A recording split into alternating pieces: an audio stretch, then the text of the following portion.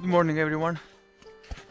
Today I'm at Hinterriß, an area just beyond the borders of Germany to Austria, and I came to photograph a valley and some nice trees, but the plans had to change because the last few kilometers of the road there were blocked. It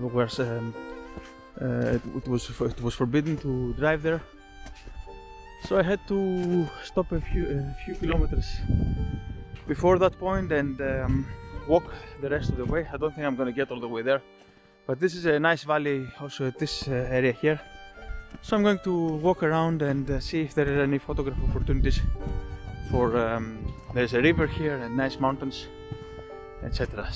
As usual, the weather report was wrong. Rain was forecasted for today, light snow and heavy cloud the whole day, and there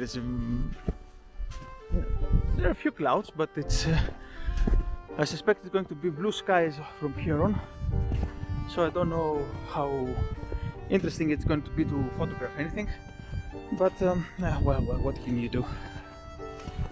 It is what it is, but it's going to be a nicer walk with this weather than with the rain. Walking now along a river, I'm going to try to find a nice area to photograph the river leading down to up to the mountains, and from then on we'll see. Depending on the sky and the weather, I'll see what I'll photograph. A few meters in and I already found a very nice photograph with the mountain peak in the distance and all the nice clouds. So I'll move out of the frame 1 minute so that you see it. So I'll take this photograph from here first, with this area of snow and then the river leading into the mountain. I may use a neutral density filter for longer exposure so that I smooth out the water in the stream here, but I'll have to think about that. So this photograph I'll take from over here. Cloud is changing continuously behind the mountain peak, and the sun is going to peek out of the clouds. I don't want the sun is straight in front of me now. At the moment it is behind the clouds, so it gives me some nice light, very smooth light on the snow here, and I hope it stays that way. I hope the cloud moves that way, although the way the cloud is moving now, I have a small window of opportunity to take this photograph. So let me show you the shot that I'm taking at the moment. So here is the photograph.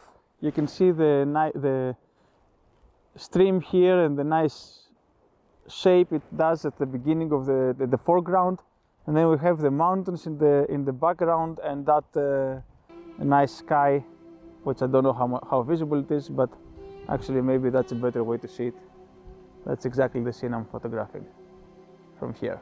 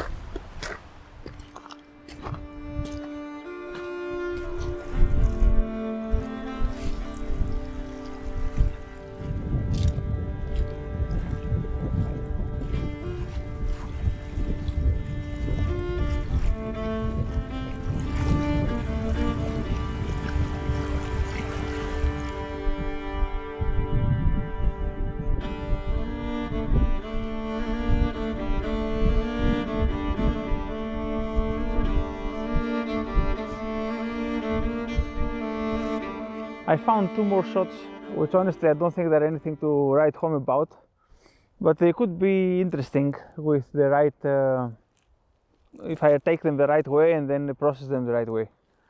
And the first shot is with the mountains in front of me and some nice trees on the right. So let me show it to you on the video, and you'll understand what I mean. So this is the first shot that I want to take. Actually, it's going to be there somewhere. And I like these two trees on the right and the mountain peaks on the left. Now the final shot that I have in mind is not going to be exactly like that. I'm going to crop all the snow area in the bottom half and just leave the two trees will be at the let's say at the bottom of the frame as I imagine it. And I suppose I'm going to need some bracketing here as well. So this is going to be the shot, and I'm going to take it with f11, ISO 64, and as I said, some bracketing.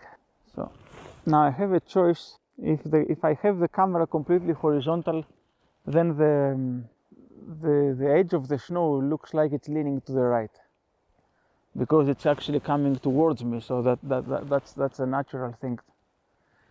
If I lean the camera a little bit so that the snow line looks completely horizontal, then the trees are a little bit out of alignment. One other thing I'm doing here, I'm not zooming in to lose the snow, because then the mountains, I have to tilt the camera up so that I get the mountain peaks. And then you get this effect where when the camera is tilted up, the mountain peaks look like they're leaning back. So that's why it's a conscious decision to take the photograph with the lens as horizontal as possible, but getting the mountain peaks in the frame and the sufficient sky above them so that they have some room. And then, as I said, I'm going to crop the whole bottom half of the image almost.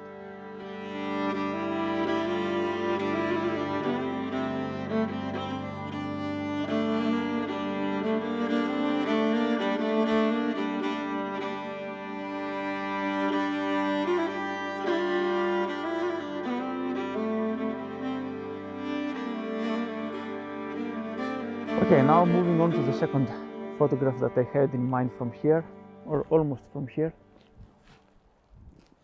So let me show you what I have in mind. What I'm thinking of here is using the long lens to take a photograph of the mountain peak between the treetops, but with the whole trees, probably all of the tree and the mountain peak in a portrait orientation. So somewhere over there, just this area, just this little area, nothing else. Portrait orientation and some clouds. And I'm not sure this is going to work until I actually put on the long lens and have a look at it. But I like the trees in front of the mountain and the way they frame the mountain peak. So I'm going to give it a try. There's nothing to lose, and I'll see if it works out.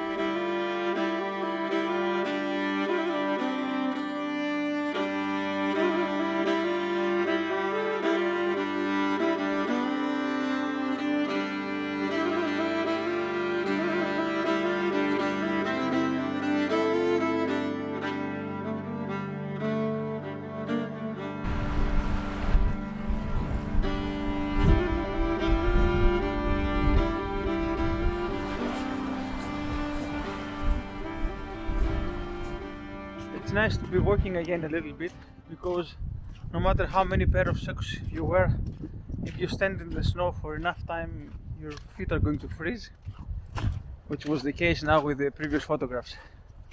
So now I'm feeling a little bit better after a little bit of walking, and I'm now on the road, so it's easier to walk, but not that many photograph opportunities here. I'm on the road to Alm, that is this area that I want to go in the first place, but as I said, the road was closed for cars. So now I'm just walking it. I don't think I'm gonna go all the way, because it's maybe around 10 kilometers from here, but I'm gonna check it out on my mobile phone. I'm not quite sure if it's not that long. I may go. And there are not that many people here today, which actually I was expecting a lot more people, but apparently the wind and the weather forecast deterred many of them from coming. There are some people who are doing what's the German word is Langlauf. I'm not quite sure about the English word. Just on flat area, just working with the skis, but even those are not that many.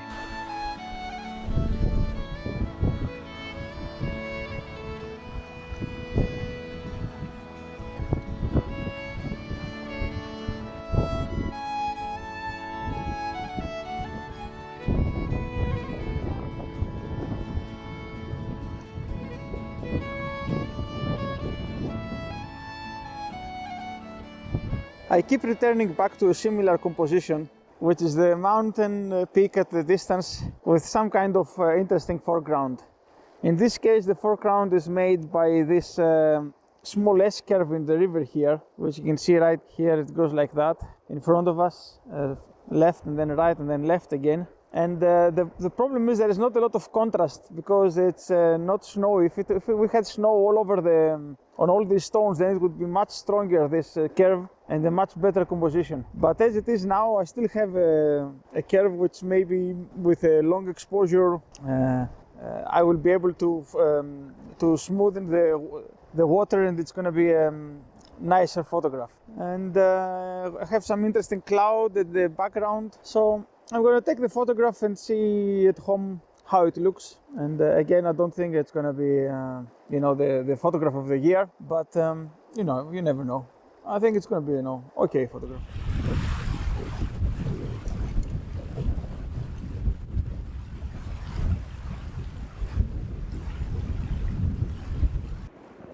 I may crop this one again a little bit at the bottom of the frame and at the top of the frame and make it 16 by 9.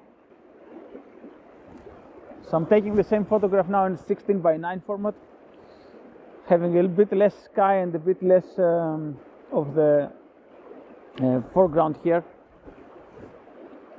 because the curve anyway ends about 10 meters from where I am now. I don't know if I focused actually. I'm not sure I focused at the previous shot, so I'm retaking it now. Yeah, I think the 16 by 9 format is a better shot actually.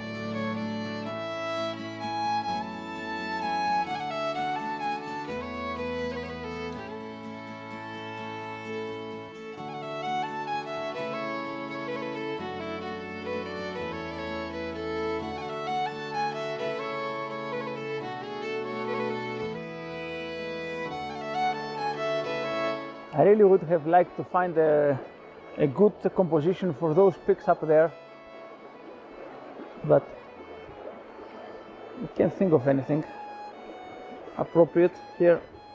I think it's enough for today. Probably this will be it.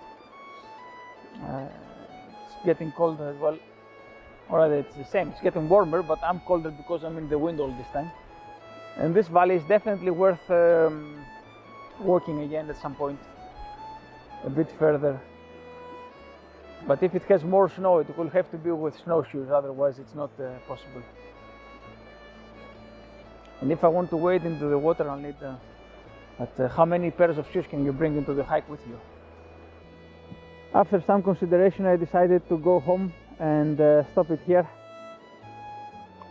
The choices were to move on a few 100 meters more, maybe for another photograph opportunity, but I'm not quite sure that I will find anything different from what I have seen until now.